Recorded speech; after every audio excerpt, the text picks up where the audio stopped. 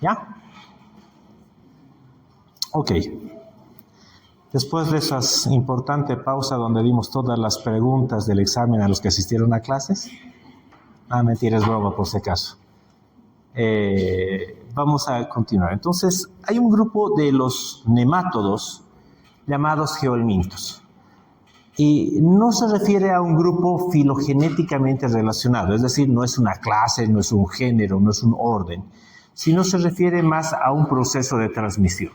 ¿Qué tienen en común todos estos? En que todos estos se transmiten a través del suelo, es decir, que el parásito debe pasar por el suelo para que se convierta en infectante. Y esto lleva a un elemento central que debemos entender. Y es que si el gusano para desarrollarse debe llegar al suelo, significa que las heces deben llegar al suelo. Y cuando las heces llegan al suelo, eso se llama fecalismo. Ya, fecalismo no es que te comas popó. Bueno, sí, te vas a comer popó, pero se refiere a que las heces llegan al suelo. ¿Y por qué las heces llegarían al suelo? Porque la gente no tiene alcantarillado. Y si no tienes alcantarillado, ¿a qué referencia de calidad de vida nos referimos? A gente que no tiene agua, no tiene alcantarillado, por lo tanto está relacionado con condiciones no necesariamente de pobreza, aunque muy frecuentemente relacionados con pobreza. Nos referimos más a un medio más de tipo rural, donde el saneamiento no ha llegado de manera amplia. Y eso genera un ciclo que es importante. Y en eso tenemos dos formas de transmitirse. Una es que el huevo sale inmaduro en las heces, es decir, no hay el ciclo ano, mano, boca, porque ese huevo es inmaduro, no es infectante. Después de 1, 2 o un poco más días, en el suelo termina de madurar. Es el caso de Ascaris lumbricoides y Trichuria trichuris. ¿De acuerdo? Y la otra opción es de que cuando el huevo llegue al suelo, madura en el suelo y libere una larva, o en las heces ya tengamos una larva que cuando llega al suelo empieza a madurar en el suelo. Es el caso de Uncinaria y Strongyloides. ¿De acuerdo? Entonces, como pueden ver en las imágenes, tenemos dos transmitidas por huevo, Ascaris y Trichuria, y dos que son en forma de larva, Uncinaria y Strongyloides. ¿De acuerdo? La Uncinaria y Strongyloides, que es el tema de hoy, se transmiten de forma activa, en cambio las otras por consumir o ingerir alimentos. Todos estos, ¿qué tienen en común? Este ciclo. Como soy pobre, no accedo a buena educación, y si no accedo a buena educación, mis prioridades son conseguir alimento y canchita de fútbol. ¿Sí? Así que lo primero que le pido al alcalde es canchita de fútbol. ¿Sí? ¿Les suena en nuestro país? ¿Sí? Y los políticos aprovechan de esto, porque inaugurar un campo deportivo está bien para el periódico y para la foto. Pero, ¿han visto algún político al lado de una alcantarilla inaugurando? No, la alcantarilla ni la ves. Solo sabes que hay alcantarilla en Cochabamba cuando llueve y por el alcantarillado, en vez de entrar el agua, sale el agua. Y en cuyo caso no aplaudes al alcalde, dices, puñales, ¿cuándo van a hacer algo bien? ¿No? Así que no, los políticos no les interesa el alcantarillado porque no vende. Y en el campo es caro. En la ciudad pones en una cuadra alcantarillado y ahí viven 40 familias. En el campo tienes una casa cada kilómetro, así que tienes que hacer una red de kilómetros para una casa. No es económicamente sustentable. ¿Captan? Así que eso hace de que no tengo saneamiento. Y como no tengo saneamiento, perdón, vamos a utilizar puntero ya. Está, mejor, ¿no? Como no tengo saneamiento, ¿a qué me obligan? A hacer popó en la tierra. El popó en la tierra facilita que se contaminen alimentos o que directamente me infecte con estos geohelmintos. Y estos geohelmintos tienen un efecto muy por encima del resto de los gusanos, muy por encima, sobre el desarrollo, no solamente pondoestatural, es decir, peso y altura. Eso se recupera. Cognitivo. Es fácil. Si yo tengo un niño de 2, 3, 4, 5 años, con estos gusanos se comen su alimento. Está chiquitito, está flaquito y su cerebro desnutrido. Pero tarde o temprano su sistema inmune le va a sacar la ñoña a los gusanos y este va a crecer sangalote, es decir, de 1,80 m, tamaño Evo Morales, ¿de acuerdo? Pero ¿qué no va a recuperar? Su cerebro, porque el cerebro solo se desarrolla hasta los 5 años. ¿Captan? Así que el daño que genera esto es terrible. Y una persona que no desarrolló como niño en sus capacidades intelectuales en un mundo como el nuestro, que está a base del conocimiento y de la ciencia, ¿cuál es su futuro? Mano de obra barata, narco o contrabandista, quizás sindicalista, ¿por qué no diputado? Presidente de la nación y haces una constitución para vivir por siempre por esta y cuando te sacan te rebelas y sigues peleando por tu pedazo de poder porque no tienes de otra. ¿Capisci? Muy bien. Así que esto genera el ciclo de pobreza, falta de educación y falta de condiciones ambientales, salud y enfermedad. ¿Capisci? Lo han visto simplificado en medicina social, ¿no ve? La típica triada. Pobreza, baja educación, enfermedad. ¿Sí? El mismo ciclo. Esto es de una publicación ya un tanto antigua, como pueden ver, ¿sí? Del 2008, pero no ha cambiado. Les diré que no ha cambiado gran cosa. Está en inglés, disculpas, pero así estaba el artículo, no tengo la culpa de que no piensan en estudiantes de medicina, de San Simón. Trichuria se entiende, ¿no? Trichuris. Segundo, ¿cuál es? Ascaris. ¿Les suenan los que les mencioné hace un rato? Homework se refiere a uncinarias, es el término en inglés. Luego está la enfermedad de Chagas, cistosomiasis, que les he mencionado, tracoma, filarias, dengue, cisticercosis, que les he mencionado, leishmaniasis, ¿les suena todas esas enfermedades? Lepra, oncocercosis, ¿de acuerdo? Si se dan cuenta, al lado tenemos la columna donde está la cantidad de gente que está infectada. Miren América Latina. 100 millones, es decir, 10 veces todo Bolivia, tienen en América Latina trichurias. 84 millones ascaris. 50 millones uncinarias. ¿Captan eso? Estamos hablando de una cantidad gigantesca de personas y estos 3 gusanos son parte de los geolmintos. Strongyloides está más abajo en el ranking, es de una transmisión un poco más rara, más específica en ciertos lugares, ¿de acuerdo? ¿Y dónde afecta principalmente? Zonas rurales, zonas pobres. ¿De acuerdo? Miren la prevalencia en estos países, incluyendo Bolivia. 16%, 10%, 8% de la población. ¿Captan? Pero no generan daños graves. ¿Y a quién le interesan diagnósticos y medicamentos para esta gente que no paga? Porque es gente pobre, que vive en una comunidad en el Amazonas. ¿Capisci? Por eso es parte de las enfermedades tropicales desatendidas. Muchas de ellas son helmintos y las otras son protozoos. ¿Sí? Lo único que no es protozoo, ¿cuál es? Dengue y lepra. El resto son parásitos. ¿Capisci? Muy bien. Ascaris no voy a dar yo, así que terminamos esta parte y vámonos a la otra presentación. No quiero ver ascaris. Antes de strongyloides veamos uncinarias.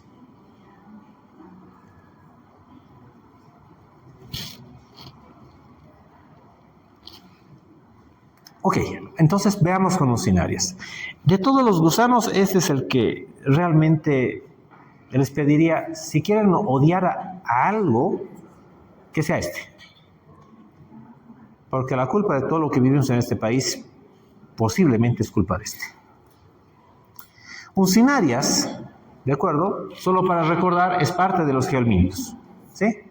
Huevos, ascaris, trichurias, esto lo van a ver otro día. Hoy vamos a ver estos dos. Uncinarias, que es un huevo que en la tierra libera una larva. ¿Sí? Es decir, que ¿cómo la diagnostico en las personas? Buscando el huevo. ¿Capisci? Voy a buscar el huevo. Ya hemos visto este cuadro y solamente para recordarles, ahí está. mucinaria, 50 millones de personas estimada. Y les presento al adulto. Dos especies son las representantes de las uncinarias. Esta que está aquí es Necantor americanus. Por su nombre ya entenderán, es la que tenemos en Bolivia, es americano, ¿de acuerdo? Se caracteriza porque el adulto, esta es su boca, ven estos como dientes, son hojas como de Gillette, ¿de acuerdo? Su objetivo, morder la mucosa intestinal hasta llegar a un vaso, un capilar. Y una vez que están en el vaso, succionan sangre, se alimentan de sangre. Y este otro, Ancylostoma duodenale, está en Asia y parte de África. Y pueden ver que en vez de estos dientes cortantes, lo que tiene son colmillos. ¿Para qué? Lo mismo. Esta busca una vénula, la muerde y la succiona. Así que sí, consumen sangre.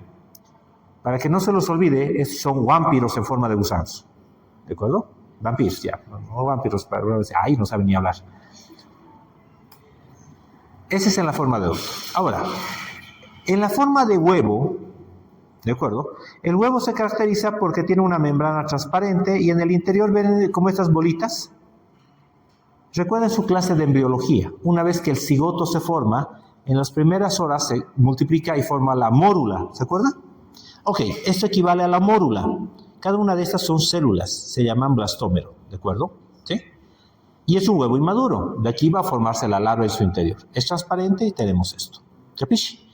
Se llama uncinaria, tanto Ancylostoma como Necantor, porque el huevo es idéntico en los dos. No puedes diferenciarlos. Pero sí sabemos que en este lado del continente solo hay Necantor y en el otro lado hay Ancylostoma. ¿Sí? ¿Cómo lo puedo diferenciar? En el adulto, la hembra tiene estas hojas cortantes, Ancylostoma, colmillos. ¿De acuerdo? ¿Sí? En esta tiene una bursa copulatriz con prolongaciones cortas. La bursa copulatriz, imagínense como una parte en su abdomen que es como deditos que sujeta a la hembra para que no se escape y puedan copular. En el caso de Ancylostoma, el adulto tiene forma más de C y la bursa copulatriz de los varones tiene prolongaciones más largas. ¿Sí? ¿Capisci? Muy bien. En el estadio larvario tenemos dos estadios larvarios. El huevo, al eclosionar, libera una larva llamada larva rhabditiforme de 250 micras, es decir, la cuarta parte de 1 milímetro. Súper chiquitita, ¿de acuerdo? Tiene órgano bucal y se alimenta y tiene el premorio genital, ¿ya? Es decir, que este gusano que ven acá tiene boca, se puede alimentar. Su siguiente estadio es la larva filariforme que mide medio milímetro, es decir, ya es visible, pero es chiquitita. Y esta condenada ha perdido el órgano bucal. ¿Qué significa? Que no se puede alimentar y tiene una sola opción, por lo tanto: infectar al huésped. ¿Y cómo infecta? Y eso es lo diferente. Esta no se come. Lo que pasa es que la larva filariforme, que es más larga, su tercio donde debería estar su boca, ¿de acuerdo?, queda así parada como una aguja. ¿Sí? Y tiene algunos elementos especiales. Tiene termotropismo positivo, es decir, busca el calor activamente. ¿Y nuestro cuerpo qué temperatura está? 37 grados. ¿Qué significa? Que en las zonas, incluyendo las zonas tropicales, dirán, pero llega hasta 40 grados. Sí, es cierto, pero tiene que haber sombra. Y bajo la sombra, la temperatura es de unos 30 grados como máximo. Entonces, ¿qué es más caliente? ¿El ambiente o nuestro cuerpo? Nuestro cuerpo. Así que cuando siente el calor, se pega eso. La segunda cosa es que tiene un geotropismo negativo, que la aleja del suelo. ¿Qué significa? No le gusta la tierra. A diferencia de su hermanita, la larva rhabditiforme, que se alimenta en la tierra, esta ya no come. Entonces, ¿qué necesita? Salir y va a la superficie. Eso es geotropismo negativo. Y finalmente tiene tigmotropismo. ¿Qué significa esto? Significa de que esta tiene la tendencia de que cuando algo se la pisa, se le pega. ¿Sí? Se aleja, está sobre las hojas, y cuando un cuerpo desnudo, un pie. ¿Han visto a los niños en el campo? Patapila sin calzoncito correteando, ¿verdad? ¿Sí? Ok. En el trópico, ni polera. ¿Sí? Y los adultos con chancla, en un suelo barroso, ¿no ve? Entra en contacto con su piel, y una vez que entra en contacto con su piel, esta entra por la piel, y en su transcurso por la piel produce un síndrome llamado síndrome de larva migrans o larva migrante. Migra en la piel generando un circuito serpenteante hasta encontrar un vaso capilar. Así que ocurre esto: el huevo, depositado en las heces por fecalismo, madura larva radioitiforme, que madura filariforme, y esta penetra por la piel. Pasando por la piel llega hasta un vaso capilar, y por vía venosa llega hasta el corazón, y del corazón a los pulmones. En los pulmones rompe el vaso capilar y se queda en el alvéolo pulmonar, donde va a madurar hasta un estadio casi adulto. Va con accesos de tos que va a producir, va a ser deglutida, sube hasta la garganta y pasa de la tráquea al esófago. Llega al intestino delgado y ahí se convierte en adulta. Y vamos a tener un macho y hembra. Y el macho y hembra en el intestino humano se conocen, copulan y tienen hijitos en forma de huevos que da miedo. Y esos huevos van a mantener este ciclo. ¿Capisci? ¿Se entiende? De una forma diferente. Ahora, ¿qué es importante entender de esto? La forma infectante no es el huevo. La forma infectante es la larva filariforme. Pregunta clásica de examen.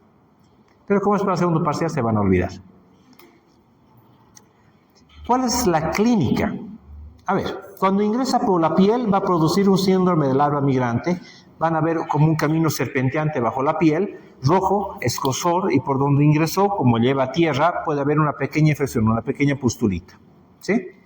Cuando llega al pulmón, produce una bronquitis, una pequeña neumonía, llamada neumonía eosinofílica. ¿Por qué? Porque estos gusanos, nuestro cuerpo los elimina mediante eosinófilos. Los eosinófilos rodean al gusano, liberan, botan sus enzimas para destruir al gusano, así que depende de eosinófilos. Cuando los eosinófilos se elevan en el hemograma, ustedes deben pensar inmediatamente en gusanos.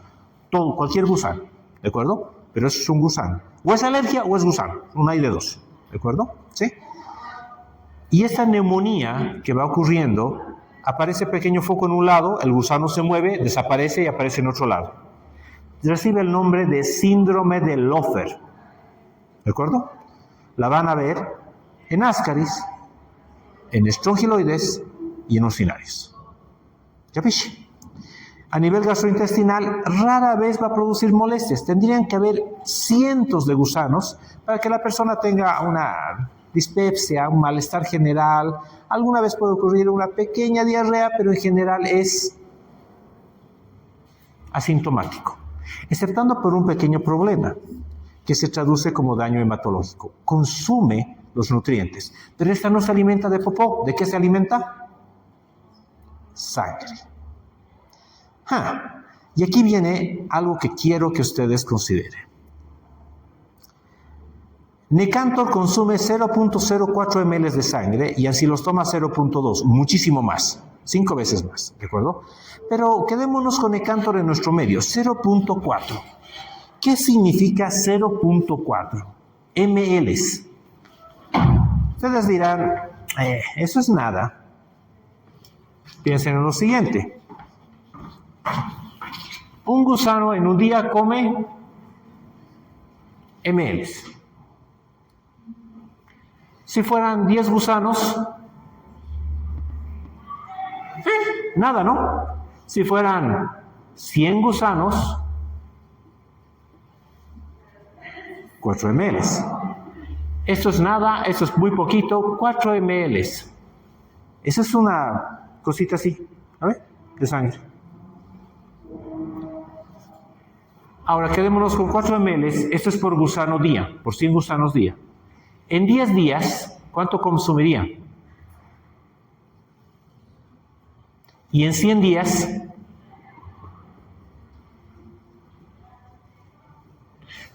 ¿están de acuerdo que es un poquito más de 3 meses? ¿Sí? Y 400 ml es casi una unidad de sangre. Recomendaciones de transfusión para gente adulta, joven, sanota como ustedes. Donar una unidad de sangre cada 3 meses es saludable, está bien. ¿Sí? ¿Están de acuerdo? Pero un adulto tiene entre 4.5 litros a 5 litros de sangre. Quedémonos con 4.5. Significa que pueden donar ¿cuánto? El 10% de su volumen de sangre cada 3 meses. ¿Qué pasaría si le sacáramos más? Entran en anemia y saldrían mareados, ¿no ve?, de ese proceso. Pero ¿qué pasa si eres un niño de 5 años, o 4 años, o 3 años, o 2 años? Y solo pesas, digamos, 10 kilos, un niño pequeño, ¿de acuerdo? ¿Cuánto de sangre tiene? Digamos, 1,5 litros. En 3 meses, ¿cuánto se comieron 100 uncinarias? El 30% de su volumen sanguíneo. Me gustaría verlos donar 3 unidades de sangre cada 3 meses. ¿Cómo creen que van a quedar? Fritos, ¿verdad? Y la sangre no son solo glóbulos rojos y hierro, que es lo que le gusta a para formar huevos. Tiene proteínas y vitaminas y todo. ¿Captan el daño que produce este gusano con tan solo 100? Ahora, imagínense a un niño en esas condiciones, en el trópico de Cochabamba, pisando el suelo todo el tiempo, defecando cerca, infectándose con estos gusanos cada cierto tiempo. Y pónganle solamente 30 gusanos, hagan el cálculo, pero háganlo desde sus 2 años, desde cuando empieza a caminar patapila solo, hasta sus 5 años. ¿Crece? Muy poco, ¿sí? Está chaparro. Pero, ¿qué es lo que no crece? Y ya saben el ciclo, ¿sí? Niño pobre, con gusano, déficit. Llega a los 6 años, entra a la escuela. ¿Creen que este niño va a poder aprender bien? No. Un estudio que se hizo acá en la facultad con el posgrado de medicina tropical extinto, ¿de acuerdo? Este posgrado, una tesis la seguimos haciendo a niños de 6 años buscando geohelmintos. Y no solamente vimos si tenían o no tenían, sino vimos mediante un test, el test de Bender, ¿de acuerdo? Bender, perdón, si este niño, ¿qué edad cerebral tenía? Y adivinen qué, el 86% al 92% de los niños, no recuerdo ya la cifra exacta, tenía un geohelminto, al menos un geohelminto. El más frecuente, Ascaris, Trichurias, Uncinarias, los 3, ¿de acuerdo? ¿Sí? Ahora, cuando el niño tenía Ascaris, solo Ascaris, tenía un retraso mental de 3 a 6 meses. Es decir, un niño de 6 años tenía el cerebro de un niño de 5 años y medio. Y es un deterioro importante, pero no tan grave. Ya un poquito más lento, pero aprende. Pero si el niño tenía uncinaria, su retraso mental era de 1 año y medio. Y si tenía Ascaris más uncinaria o Trichuria más uncinaria, era de 2 años a 2 años y medio su retraso mental. Y quiero invitarles, si tienen hermanitos, sobrinitos, niños pequeñitos en casa, que a un niño de 3 años y medio o 4, enséñenles a sumar. Les invito a que lo hagan. ¿Puede ese cerebro sumar? Todavía no está. Enséñenles a escribir. Enséñenles a leer a los 3 años y medio, 4. ¿Van a poder? No. Este niño de 6 años tiene el cerebro de un niño de 4. ¿Aprende a leer? ¿Aprende a matemática? No. Entonces, en la clase, ¿qué va a pasar? Es el niño distraído, además está desnutrido, se duerme, está divagando pensando en comida, ¿sí? Y para la profesora es el niño burro de la clase. ¿Capiche? Ahora, les dije, cerca del 90% tenían parasitosis. ¿Qué significa que para la profesora? que tiene una sala llena de niños, cucu, ¿sí? En sus primeros años de juventud de la profesora batallar para enseñarles. Pero después de 5 años en este ciclo, además en un sistema que hagas o no hagas, igual vas a aprobar, porque si lo repruebas el sindicato te va a pedir tu cambio y es tu única fuente de trabajo. 51/100 para todos. ¿Capisce? Este niño llega y dice, yo quiero ser médico. Ustedes ya han pasado ese examen. ¿Qué oportunidad tiene de entrar?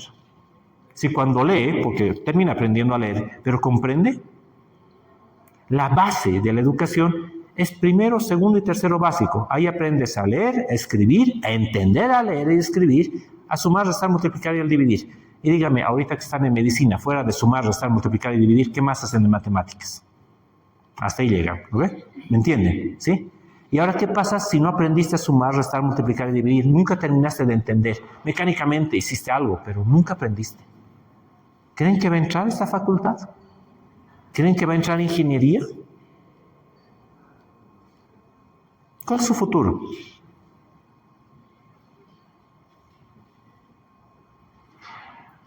Si es avivado, ya sabe, ¿no ve? Si es suficientemente avivado y hablador, se convierte en el líder del sindicato, luego de una de las federaciones, luego de las 6. Si eres de UNITA, puedes ser prefecto o gobernador de Cochabamba. ¿Ya? Si es un poquito más, diputado, senador o presidente. ¿Lo ve? ¿Captan? ¿Sí? Y haces desbarajustes en tu país y vives del narco o del contrabando, porque para eso está. Así que no, este país no es pobre porque haya mala gente o izquierdistas. Es porque tenemos niños enfermos que no logran desarrollar su capacidad. No logran comprender y entender. Y la gente en el campo, que muchas veces somos discriminadores y no entendemos, pensamos que esos niños son tontos. No. Muchos de estos niños en el trópico son parasitados y tienen desnutrición.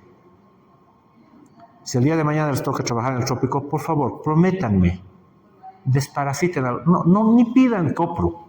Es estúpido. El 90% tienen parásitos. ¿Para qué vas a perder tu tiempo en un copro? ¿Qué tienes que darles?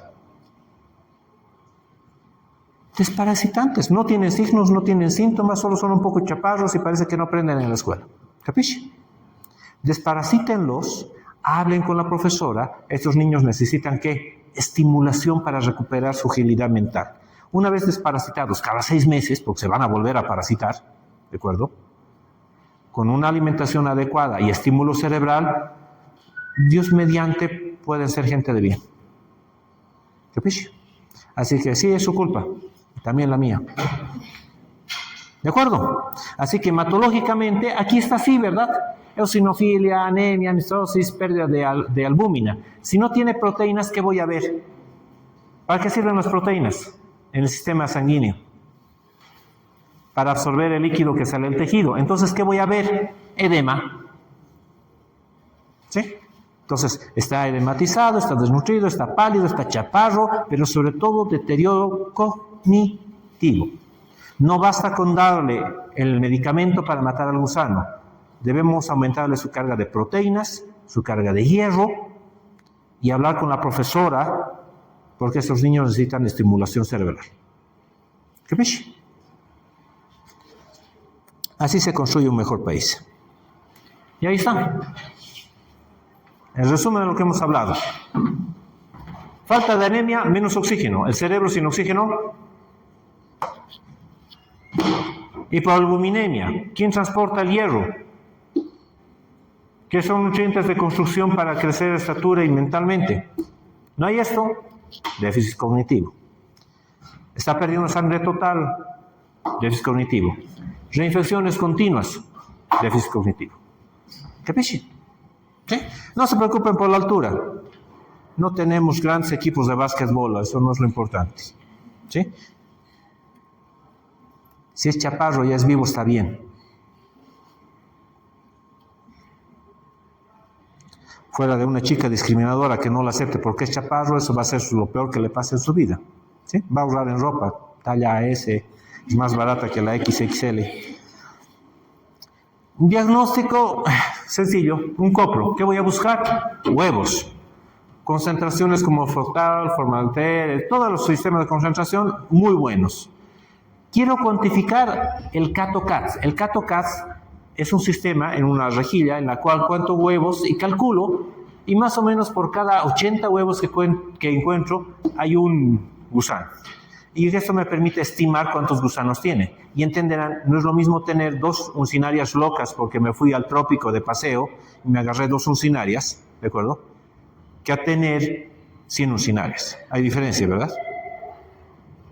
Proprocultivo no se usa en la clínica, pero sí se utiliza cuando se hacen estudios o cuando quieres ver algunos elementos de investigación. ¿Qué debo hacer además de ver al gusano? ¿Qué me importa? Su hemograma, debo ver anemia, eosinofilia, proteínas, hierro, porque esto me va a decir como médico cómo voy a suplementar su dieta para mejorar y saber que está mejorando en los controles. Y muy importante, la evaluación cognitiva, sobre todo en niños, y por lo tanto la terapia incluye ¿qué? Estimulación cognitiva. Intensidad, cuando es menos de 2.000 huevos por gramo de heces, es leve. 2.000 huevos, se asusta, ¿no?, la cantidad. ¿Sí? Moderada, de 2.000 a 4.000, y intensa, de 4.000. A partir de 2.000 ya hay daño cognitivo importante. En las intensas, ese podría ser presidente de la ONU como estamos. ¿Se imaginan? Medicamento. El albendazol, el que mejor funciona. El palmoto de Pirantel, más o menos, y el mebendazol, no tan bueno. ¿Sí? El albendazol es barato, una dosis única, y repitan una 15 días después para terminar de matar. Se acabó la historia. Con 4 pesos lo curaron. 4 pesos. Versus estar pagando combustible a tan alto costo ahora. ¿Qué ves? ¿Qué debo corregir? La anemia. Vitaminas, hierro. Pero no se transporta hierro si no hay proteína. Por lo tanto, ¿qué tengo que darle? Proteína. ¿Sí? Si está en el trópico, pescado. Genial. ¿Capisci? Si no pueden, huevo. Porque la carne está cara, ¿sí o no? Pero un huevo, 2 huevos, es más que en proteína, y en calidad de proteína es más que un bistec de este tamaño. ¿Capisci? ¿Quieren aumentar masa muscular? Huevo. Es lo más barato que van a encontrar. Piensen en lo siguiente, un niño pequeño con un huevo al día, que estamos hablando de 90 centavos a un pesito en la tienda de barrio, es suficiente. 30 bolivianos al mes y ya tienen recuperado la proteína. ¿Capisci? No necesitan darle suplementos caros de la latita de 400 bolivianos. Huevo, pescado, eso. Y ya saben, apoyo psicopedagógico y corrección de la desnutrición para que ese niño vaya bien. Medidas generales. Si no puedo hacer esto, no tiene sentido nada de lo demás. Me encanta cuando dicen, ¿no? Tiene que lavarse bien las manos. ¿Con qué agua? Si no tienen red de agua. ¿Cierto? Así que lo primero es el saneamiento.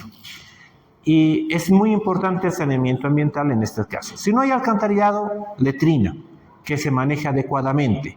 Porque si la letrina se llena y siguen utilizándola o no la tapan, o está en una zona que se llena de agua cada vez que llueva, en el trópico se inunda todo, ¿no ve? Lo único que están haciendo es un concentrado de parásitos que cada vez que llueve, disemina, ¿de acuerdo? Y cuando no puedo hacer esto, ¿qué debo hacer en mis niños? ¿Para qué van a hacer población? Listo. Caro no es. Ya, el mebendazol hemos dicho que no es el mejor de los medicamentos. El mebendazol cuesta 20 centavos. Díganle al alcalde, ¿de acuerdo? Villatunari, digamos, tiene más o menos unos 4.000 niños. 2 veces al año serían como 8.000 niños. A 20 centavos, 1.600 bolivianos para tenerlos sanos. ¿Qué? ¿No pueden pagar 1.600 bolivianos? Eso no es ni siquiera la gasolina del carro que utiliza el alcalde cada vez que viene a Cochabamba para alguna marcha. 1.600 bolivianos y desparasitan a todo el trópico, a todo el municipio. Así que no hay pretexto. El único problema es que los médicos de allá no lo piden, la población no sabe y al alcalde no le interesa. Chap, chap. Ahora entienden por qué tengo una guerra personal con esto. ¿Sí? Principales. En nuestro medio, ¿cuál? Strongyloides stercoralis, ¿de acuerdo? Ahí tenemos un mapa de distribución, como pueden ver, y como siempre en todos los mapas de infecciones, lo mismo, ¿no ve? Entre el trópico de Capricornio y el de Cáncer, en la zona tropical y subtropical del planeta, ahí está todo. ¿Listo?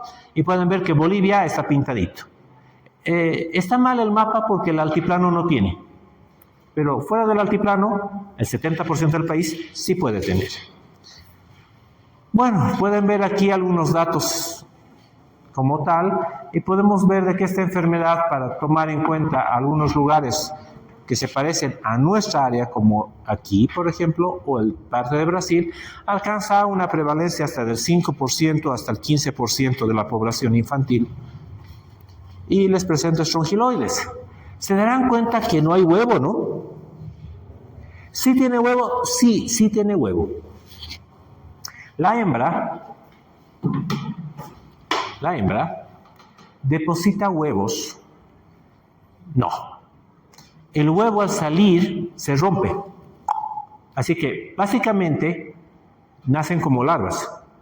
¿Sí? Alguna vez logra salir el huevo, pero ni bien sale se rompe. Entonces no voy a encontrar en el copro huevos. ¿Qué voy a ver? Larvas. Es la única que en el copro voy a ver larvas. ¿Y cuál es la forma de diagnóstico? Esta. Fíjense, vean acá, ¿ven? Tiene boca.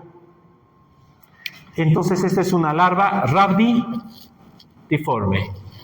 Cuando esta llega al suelo, madura una larva filariforme. Y si se fijan, vean aquí, este espacio es vacío, ¿verdad? No hay boca. Así que no se alimenta de manera similar a un cnidaria. Y esta llega a ser adulta. Ahora, el ciclo de esta es un poco más compleja y tiene algunas particularidades especiales que vamos a ver. Lo primero es que en el intestino solo hay hembras, no hay machos. Sí, estas se pintan de lila el cabello, ¿de acuerdo? Sí, solo hembras, no hay machos. Y se dividen por partenogénesis. Más o menos se clonan, para decirlo de manera simple. ¿De acuerdo? Es una reproducción asexual. Liberan la larva y esta larva tiene 3 caminos posibles. Camino número 1. El huevo llega al suelo y se convierte en larva, el huevo sale la larva rhabdiforme y esta en el suelo se convierte en de vida libre y se diferencia en macho y hembra en el suelo. Y en el suelo se comportan como lombrices, haciendo un ciclo que ponen su huevo, larva, adulto, y viven en el suelo felices, ¿de acuerdo? Y en algún momento uno de sus hijos dice, ya estoy cansado, quiero ver el mundo, y voy a irme de mochilero en algún humano, ¿sí? Se convierte a larva filariforme, y esta larva filariforme ya no puede convertirse en esto, ¿sí? La larva filariforme entra por la piel igualito que un cnidaria, pero se genera un síndrome no de larva migrans, se llama larva currens, ¿de acuerdo? Es más rápida en su proceso. Hace lo mismo que un cnidaria. Pulmones, síndrome de Lofer, deglutida, llega al intestino y madura en adulta, pero adulta solamente hembra, no hay macho. Y por partenogénesis deposita el huevo. Entonces hay un ciclo largo, ¿capta? ¿Sí? Donde algunos se convierten en esto, un ciclo directo, este se llama ciclo indirecto, y hay un ciclo directo, de larva rhabdiforme no se convierte en esto, sino directamente en filariforme, directamente, por eso se llama ciclo directo. Y la tercera opción, esta tiene muchas opciones, como hemos dicho que el huevo se rompe inmediatamente al salir, la larva en una persona que no está con diarrea, en 1 o 2 días se convierte en larva filariforme en el intestino. Y cuando está por salirse en la defecación, en la piel perianal, se convirtió en larva filariforme y esta larva filariforme penetra en la región perianal directamente. ¿Captan? ¿Y qué genera? Un ciclo de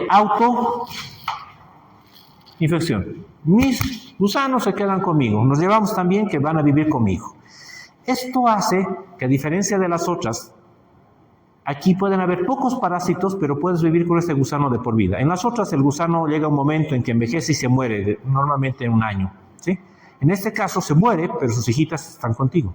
Así que pudiste haberte ido al trópico, caminar pata pelada cerca de una poza, adquirir estrongiloides a tus 3, 4, 5 años, y a tus 70 seguir con estrongiloides. ¿Capisci? Por ciclo de autoinfección. Entonces, ¿cuáles son las variaciones centrales que nos interesan? La variación interesante en esto es de que solamente hay hembras en el intestino. No voy a ver huevos. Tienen un ciclo de vida libre y la larva de filiforme, que es la infectante, es la condenada que puede generarme estas diversidades y puede generarme un ciclo de autoinfección. ¿De acuerdo? ¿Sí? Entonces, esto es lo que es diferente. Estos ciclos de autoinfección. Eso me va a llevar a que esta enfermedad puede tener una forma crónica. Y en la forma crónica tengo dos opciones. En un inmunocompetente, ¿qué voy a ver? Pocos parásitos, asintomática, y hay tan pocos que no voy a encontrar ni gusanos, ni larvas, ni nada, porque una cada ciertas semanas voy a encontrar en las heces. ¿Capisci? Difícil de encontrar. Pero la otra es en inmunodeprimidos. Si está inmunodeprimido, ¿puede deshacerse de los gusanos excedentes? No. Así que empiezan a aumentar en el número de parásitos. Y eso me va a llevar a una hiperinfección y a una diseminación fuera del tracto intestinal. Piensen en lo siguiente. Si yo tengo uno de estos condenados gusanos, ¿de acuerdo? El condenado es tan mala gente que, además de que le diste casi comida en tu intestino durante años, cuando te ve decaído, tus defensas bajas, el condenado penetra por la piel, se lava, tiene la delicadeza de limpiarse las heces de su cuerpo.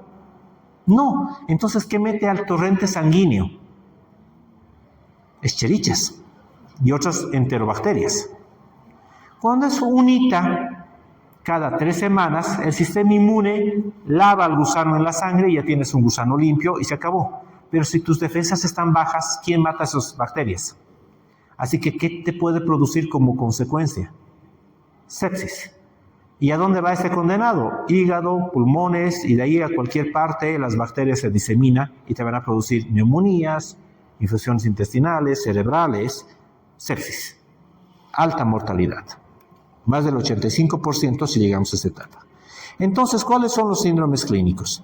Tengo una forma aguda, larva currens, síndrome de Lofer, y si hay muchos, un cuadrito gastrointestinal que podría ser diarrea, pero casi siempre es asintomático. Y en la forma crónica, asintomático o con alguna molestia pasajera de vez en cuando aumenta el número de parásitos. Pero lo grave es que tengamos una hiperinfección o una infección diseminada. ¿Cuál es la diferencia? Hiperinfección significa que hay así de gusanos. Y diseminada significa que no las encuentras solo en pulmones e intestino. Los condenados son tantos que se equivocan de camino y los encuentras en el hígado, los encuentras en el cerebro, en todo lado. Eso es diseminado. ¿Capisci? Esto es grave. Va a haber hipoglucemia, cistitis, ilio, meningitis, sepsis. ¿Capisci? ¿Por qué? No por el gusano, sino por lo que arrastra el gusano, las bacterias. ¿De acuerdo? Así que piensen en estrongiloides como una bomba de relojería. Esta es una diapositiva que se la robé a una doctora italiana, la doctora Bonfrate, investigadora de estrongiloidiasis a nivel mundial. Y ella decía, y tiene razón, esto es como una bomba de relojería tener estrongiloides. Puede que nunca detone y te mueras de cualquier cosa menos de estrongiloidiasis. Pero si a lo largo de tu vida tienes un cáncer y te tienen que hacer quimioterapia, o tienes una artritis y te usan corticoides, o adquieres VIH y tienes una baja defensa, quien te puede matar es un pinche gusano. ¿Capisci? Que puede explotar en cualquier momento. Por lo tanto, ¿cuál es el grupo de riesgo? ¿Cuál es el que me interesa?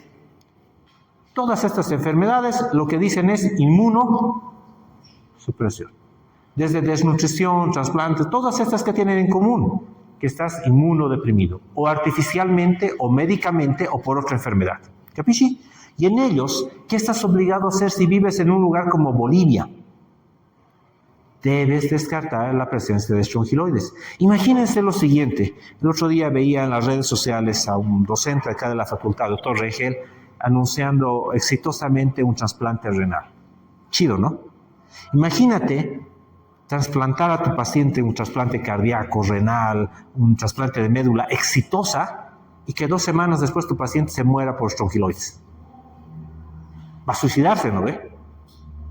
Así que lo ideal es diagnosticar. Pero antes de que se inmunodeprima, el diagnóstico no es fácil, porque casi siempre hay pocos parásitos antes de inmunodeprimirse. Así que en todo paciente inmunosuprimido o que voy a inmunosuprimirlo por un trasplante, quimioterapia, ¿qué debería hacer? Debo descartar la infección por estrongiloides. Y aquí viene un detalle. El mejor medicamento para estrongiloides es ivermectina, que con el COVID vimos que es barato, no es tóxico, puedes dar hasta casi 6 veces la dosis recomendada y no pasa nada, ¿no ve? Había gente que como tostado tomaba ivermectina cada semana. ¿Capisci? No pasa nada. ¿Y cuánto? Es un tratamiento de 12 bolivianos. Así que aquí hubo una discusión y es, si los métodos diagnósticos no son tan buenos y el tratamiento es tan barato y no es tóxico, ¿no es mejor darle de canto a tu paciente? Bueno, vamos a hacer trasplante, pero antes de eso, tomate ivermectina, ya está. ¿Captan? ¿Sí? Así que eso lo dejo de tarea para ustedes, criterio clínico. Muy bien, entonces, ¿cómo se diagnostica? Mismo que para uncinarias, aquí tenemos técnicas como el Flotac, el Berman. Aquí, ¿qué es lo diferente? Es un tema muy interesante y sencillito. Imagínense un embudo con una manguerita, aquí un pocillo con una cubeta.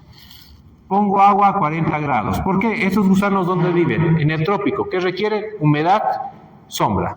Pongo aquí una malla y pongo aquí el popó. La humedad y el calor hace que los pocos gusanos que haya sigan el rastro, caigan en el agua, por el embudo ruedan, se acumulan, dejo caer una gota y ¿qué tengo aquí? Concentrados las larvas. ¿Capisci? Esa es la técnica de Berman. ¿Útil para qué? Para estrongiloides, porque es la única en la que hay larvas, en el resto son huevos. Fácil, sencillo de hacer, solo necesitas un embudo o incluso una copa tipo martini, en eso lo haces todo.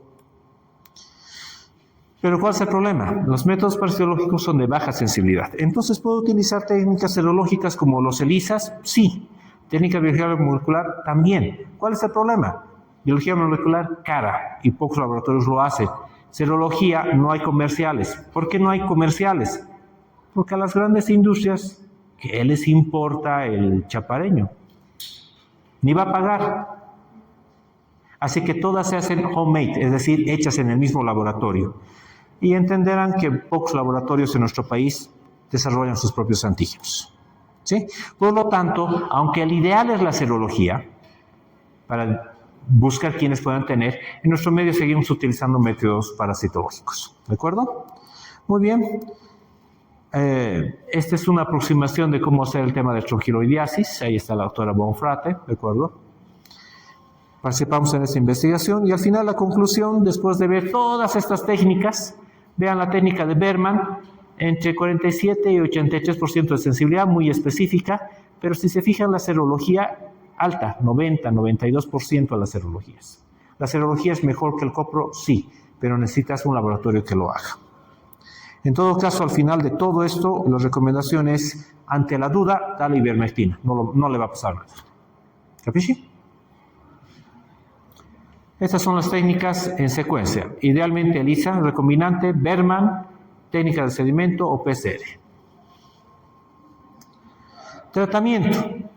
Por favor, en este caso el albendazol, el mebendazol, se ríe el gusano en eso. ¿Cuál es el de elección? Ivermectina. ¿Listo? Muy bien. Y con eso hemos acabado. Tan, ya nos hemos igualado 2 clases en uno. Eso sería todo.